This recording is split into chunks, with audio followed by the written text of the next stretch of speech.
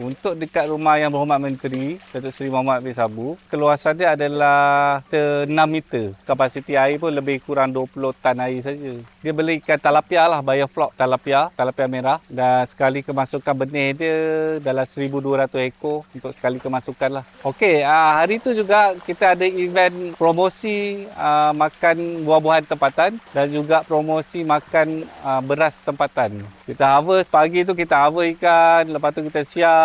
Lepas tu kita bakar. Dan yang menariknya pada program kali ini, pusingan ketiga, isteri Yang Amat Berhormat Perdana Menteri pun turut serta bersama-sama dengan kita. Umur dah meningkat ni, nak menjalan sungai dah tak berapa, dah tenaga. Tapi kolam-kolam boleh lagi. Kebetulan saya dengar cerita ARC ada kolam. Dan saya pergi lah ke kolamnya. Jalan dalam kolam amat mudah lah.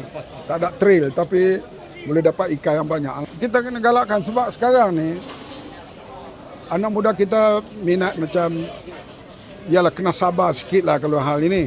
Nak duit segera tentulah Grab driver, mudah-mudahan gitu dapat duit segera.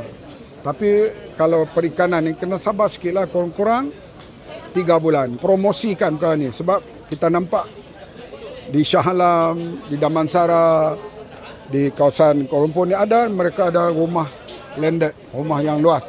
Lebih baik pelihara ikan.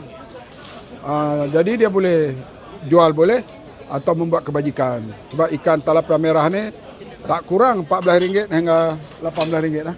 Dia punya range harga dah. Dan sentiasa ada dalam pasaran. Tuaian kali yang ketiga kali ini. 450 kilo. 1,000 ekor lebih lah. Jadi ini hari ini kita bagi secara percuma lah kepada mereka yang datang.